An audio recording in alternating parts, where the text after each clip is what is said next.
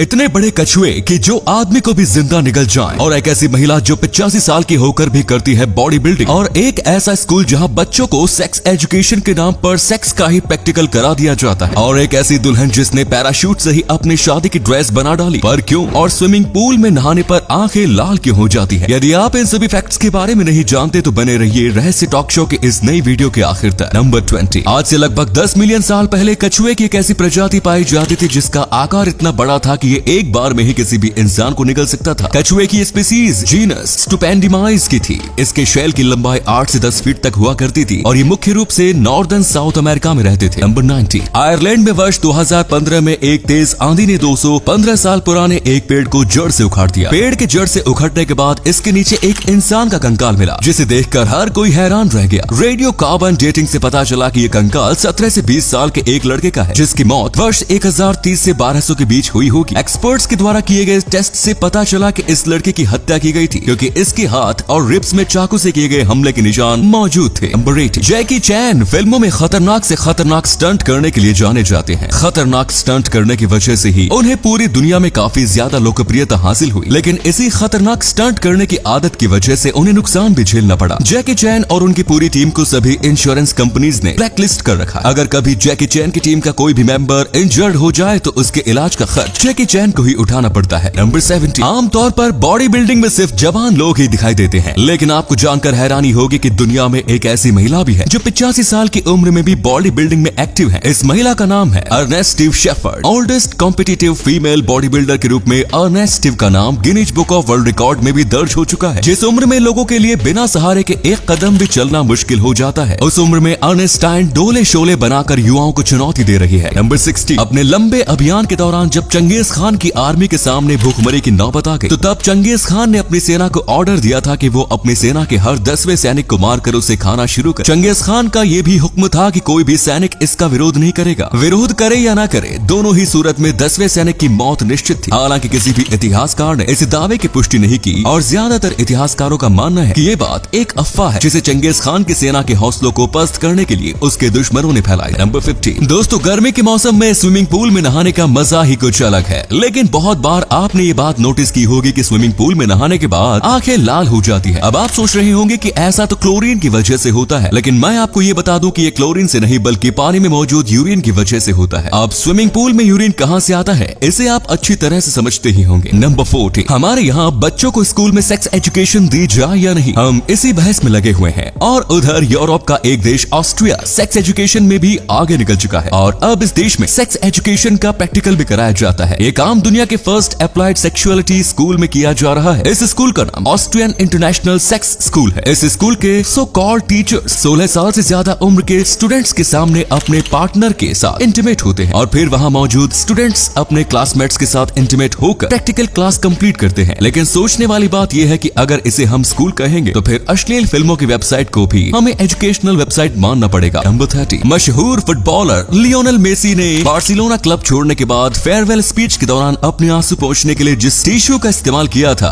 उस टिश्यू को अब एक ऑक्शन में पेश किया गया है, जहां इस टिश्यू की शुरुआती कीमत $1 मिलियन रखी गई। किस्से कहानियों में हमने ऐसे जादूगर के बारे में सुना था जो जिस चीज को छूता था वो सोने की बन जाती थी, लेकिन मेसी ने तो अपने हाथों से छूकर इस टिश्यू को सोने से भी महंगा बना दिया। नंबर 12। अगर आप गुवाहाटी के एथागोन एरिया के पास रहते हैं तो फिर ये खबर आपके लिए है। कुछ दिन पहले गुवाहाटी में सड़क किनारे ठेला लगाकर गोलगप्पे बेचने वाले एक व्यक्ति को पुलिस ने गिरफ्तार किया। अक्रुल साहनी नाम के इस शख्स का एक वीडियो इंटरनेट पर वायरल हुआ, जिसमें इसे एक जग में पेशाब करते हुए देखा गया, और फिर उसने जग में मौजूद पेशाब को उसी पानी में मिला दिया जिस पानी से वो बर्तन धोया करता था। इंटरनेट पर वायरल होने के बाद पुलिस ने उसे गिरफ्तार कर लिया। मुझे तो इस वीडियो को देखकर ही उल्टी करने का दिल कर रहा है। नंबर 11। वर्ष 2004 में Sri Lanka national handball team Germany के साथ मैच खेलने के लिए जर्मनी गई। टूर्नामेंट खत्म होने के बाद टीम के सभी 23 मेंबर्स अपने होटल से गायब हो गए। अधिकारियों को होटल के कमरे में एक नोट मिला जिस पर लिखा था कि हम लोग फ्रांस जा रहे हैं, जिसके बाद अधिकारियों को पता चला कि ये टीम इटली जा चुकी है। लेकिन हैरानी की बात यह है कि आज तक इटली में या कहीं भी इन 23 लोगों में से एक का भी कोई सुराग नहीं मिला। ये घटना और भी रहस्यमयी तब बन गई जब श्रीलंका की सरकार को श्रीलंकन हैंडबॉल टीम के गायब होने के बारे में बताया गया। इस खबर के मिलने के बाद श्रीलंका की सरकार ने बताया कि उनके देश के पास कोई भी हैंडबॉल टीम है ही नहीं। तो फिर हैंडबॉल टीम बनकर जाने वाले वो 23 लोग कौन थे? वेल, ये राज भी उन्हीं के साथ चला गया। इस घटना पर मशान नाम की एक फिल्म बनी है। नंबर 10। एक ऐसी वेडिंग ड्रेस जिसे पैराशूट से बनाया बनाया गया था और इसे दुल्हन ने अपने हाथों से ही तैयार किया था। पैराशूट से वेडिंग ड्रेस बनाने वाली दुल्हन का नाम रुथ था। रुथ का प्रेमी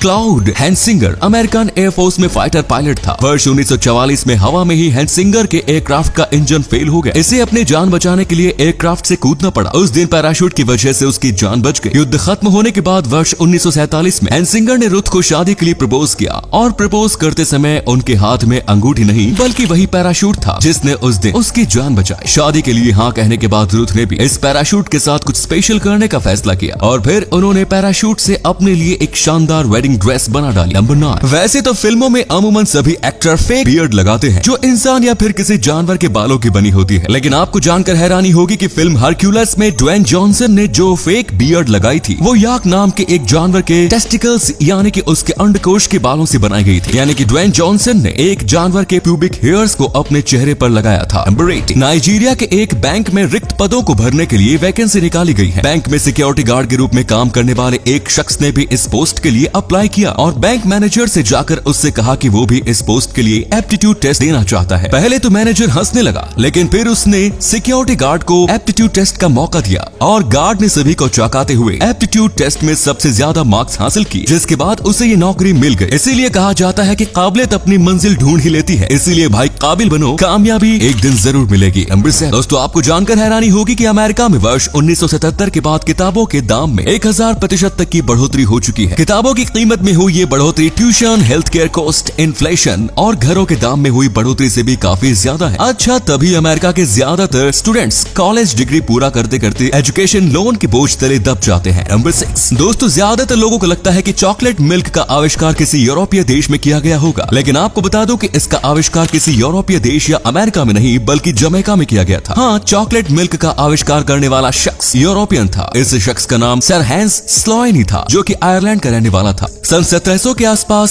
स्लोएनी जमैका गए थे। वहाँ स्थानीय लोगों ने इन्हें कोकोआ ड्रिंक पीने को दिया, लेकिन उन्हें इसका स्वाद पसंद नहीं आया, जिसके बाद उन्होंने स्थानीय लोगों से इसमें थोड़ा सा दूध मिलाकर देने को कहा। दूध मिलाने के बाद उन्हें ये ड्रिंक इतना पसंद आया कि वो इस रेसिपी को लेकर यूरोप चले आए और फिर स्लोआने ने दुनिया को चॉकलेट मिल्क से रूबरू करवाया। नंबर 5। क्या आप जानते हैं कि दुनिया में सबसे पहली बार एग्जाम सिस्टम को किस देश में लागू किया गया था? एग्जाम को लागू करने वाला सबसे पहला देश चीन था। एंशिएंट चाइना में सुई डायनेस्टी के दौरान 605 एडी में स्टैंडर्डाइज्ड टेस्ट को लागू किया गया। इस एग्जाम का आयोजन पूरे देश में किया जाता था। ये एग्जाम इसलिए किए जाते थे ताकि गवर्नमेंटल पोजीशंस के लिए सुइटेबल कैंडिडेट्स को सिलेक्ट किया जा सके। नंबर 4। दोस्तों आपको जानकर हैरानी होगी कि ड्रिंक किए हुए लोगों को ज्यादातर मच्छर काटते हैं। अगर एक ही जगह पर दो लोग बैठे हों जिसमें एक नशे में हो जबकि दूसरा नॉर्मल, तो फिर मच्छर नशे में होने वाले शख्स को ज्यादा बार काटेगा। वर्ष 2002 में अमेरिकन मॉस्किटो कंट्रोल एसोसिएशन के द्वारा की गई रिसर्च में ये बात साबित हुई। नंबर 3। क्या आप जानते हैं कि सबसे पहली बार किस चाइल्ड एक्टर को एक फिल्म में काम करने के एवज में $1 मिलियन मिले थे? सबसे पहली बार एक फिल्म के लिए $1 मिलियन